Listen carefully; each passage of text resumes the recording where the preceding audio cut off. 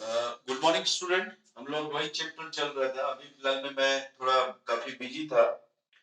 उसका कारण यही रहा कि अभी चूंकि स्टेट एग्जाम था और कुछ डॉक्यूमेंट वेरिफिकेशंस भी कराना था स्टेट टीसीएस का, तो उसके वजह से मैं थोड़ा बिजी था। और एक काफी अच्छा न्यूज रहा मेरे लिए कि जो 10+2 जो स्कूल होता है हाई स्कूल, उसमें हमारा जो है वो फाइनल सिलेक्शन हो गया। तो जिसकी वजह से मैं थोड़ा बिजी चल रहा था और हमारी पोस्टिंग जो है अभी फिलहाल में चतरा डिस्ट्रिक्ट दिया है, जो रिमोट एरिया ही कहेंगे। वहां पर क्या है कि वीडियो बनाने में थोड़ा काफी प्रॉब्लम होता है और जिसकी वजह से मैं लगातार वीडियो नहीं बना पा रहा था। तो अभी फिलहाल में क्या है कि अभी जो ब्लैक बोर्ड आपको दिख रहा है, अभी फिलहाल में आपको उसी से काम चलाना होगा। उसके बाद जो है हम लोग डिजिटल बोर्ड, कुछ दिनों के बाद हम लोग डिजिटल बोर्ड में हम लोग पढ़ने का प्रयास करेंगे।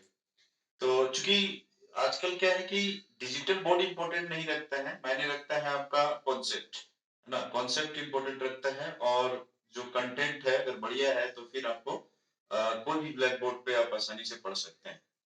जहां तक हमको लगता है कि काफी समय से, जो मैं काफी समय से बोले तो 3-4 महीने से मैं रेगुलर पढ़ा रहा था, अभी बीच में छोड़ा था, जिसकी वजह से जो है वो काफी प्रॉब्लम हो रही थी स्टूडेंटों को, खासकर 10th 12th वाले जो कैंडिडेट्स हैं वो बराबर फोन करके पूछे जा रहे थे। तो मैंने सोचा कि अब क्या है कि 4 या 5 दिन हार्डली एक वीडियो में बनाऊंगा, ठीक है।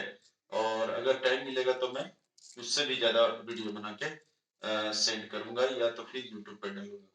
तो चूंकि वो चैप्टर खत्म नहीं हुआ था तो मैं उसी चैप्टर को कंटिन्यू रखूंगा, है ना।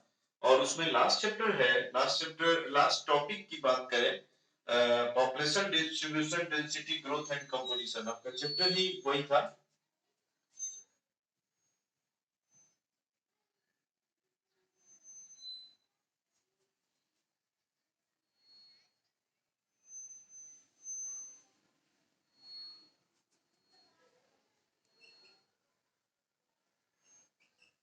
Density, growth and composition, growth and composition. अब चूंकि क्या है कि हम लोग अब दोनों हिंदी इंग्लिश मीडियम तो पढ़ाई करते हैं, लेकिन अब हिंदी में भी लिखने का प्रयास करेंगे। क्योंकि जो स्कूल हमें मिला है, जो कॉलेज मिला है, वहां पर हमें हिंदी स्टूडेंट ज्यादा है और इंग्लिश स्टूडेंट कम है। तो चूंकि मैं क्या करूंगा कि दोनों का एक्सप्लेनेशन मैं करते जा रहा हूँ, थोड़ा हिंदी थोड़ा ज्यादा करना होगा, ठीक है। तो हम लोग शुरू करते हैं। जो लास्ट टॉपिक है हमारा, लास्ट टॉपिक जो है वो है एडोलोसेंट्स पॉपुलेशन।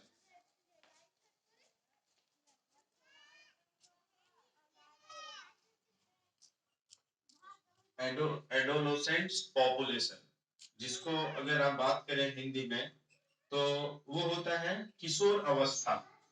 किशोर अवस्था, किशोर अवस्था है ना, किशोर अवस्था। तो चूंकि जो यूनाइटेड नेशन है, यूनाइटेड नेशन ने एक डेफिनेशन दिया है कि which group of population is considered as adolescents population. मतलब यूनाइटेड नेशंस का ये कहना था, है ना, कि एडोलोसेंट जो पॉपुलेशंस है वो 10 से 19 साल के जो बच्चे हैं, 10 से 19 साल के जो बच्चे हैं, वो पॉपुलेशन क्या कहलाएंगे?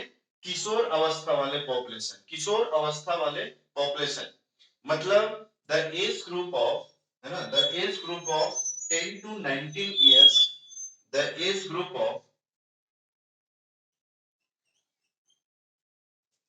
The age group of 10 to 19 years as considered as considered as adolescents population, as considered as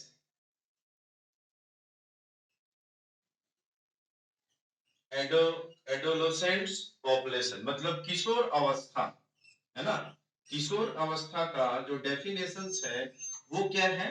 तो वो ये है कि the age group of 10 to 19 years, मतलब 10 से 19 साल के जो बच्चे हैं, है ना, उसको हम कंसीडर करते हैं किशोर अवस्था। है ना, इसको आप हिंदी में भी लिख सकते हैं किशोर अवस्था, है ना, किशोर अवस्था। ठीक है, तो किशोर अवस्था जो है वो काफी उथल पुथल वाला अवस्था होता है, मतलब इसमें लोगों को समझ कम आती है। ठीक है ना, मतलब समझ कम आने का मतलब क्या है कि इनको एक तरीके से बात करें कि इनकी मेच्योरिटी नहीं होती है, तो इनको समझ, अपना काम करने का नजरिया, ये किसी के बहकावे में ये जल्दी आ जाते हैं, तो ये अवस्था क्या कहलाता है, किशोर अवस्था कहलाता है। ठीक है, तो इसके सामने क्या है, चैलेंजेस बहुत ज्यादा है, समस्या बहुत ज्यादा है, तो हम लोग उसको भी बात करेंगे कि उसके सामने चैलेंजेस क्या है। ठीक है ना, तो एक तो डेफिनेशन समझ आ गई कि किशोर अवस्था कौन सी अवस्था कहलाती है, या एडोलेसेंट्स पॉपुलेशन क्या होता है। ठीक है ना, ये जो डेफिनेशन है वो यूनाइटेड नेशंस के द्वारा डिफाइन किया गया है, ध्यान रखेंगे, यूनाइटेड नेशन जो है इनके द्वारा डिफाइन किया गया है कि the age group of 10 to 19 years as considered as adolescent population, मतलब किशोर अवस्था का एज आप 10 से 19 साल वाले बच्चे को बोल सकते हैं। इसके सामने समस्याएं की अगर हम बात करें, है ना, इसके सामने क्या है, दर्जनों समस्याएं हैं, है ना, उसकी समस्याएं काफी इंपॉर्टेंट है। तो अगर आप बात करें समस्याएं की, तो चैलेंजेस क्या क्या है, तो challenges lower age at marriage, है ना, इसके सामने जो चैलेंजेस है, किशोर अवस्था के सामने जो चैलेंजेस है वो है लोअर लोअर जैसे कम उम्र में क्या होता है, बच्चे को मैरिज हो जाती है ना, लोअर एज एट मैरिज, चाहे वो फीमेल हो चाहे वो मेल हो, है ना, अधिकतर फीमेल कैंडिडेट्स को कम उम्र में ही शादी कर दिया जाता है, तो ये इनकी बहुत बड़ी समस्या है ना, बहुत बड़ी समस्या है। दूसरा क्या है, इलिटरेसी, इलिटरेसी जो है इनकी, इलिटरेसी, और पर्टिकुलरली जो है ये फीमेल में, जो particularly in female group, in female age में, मतलब फीमेल जो ग्रुप्स हैं इनमें क्या है कि अशिक्षा काफी ज्यादा पाया जाता है।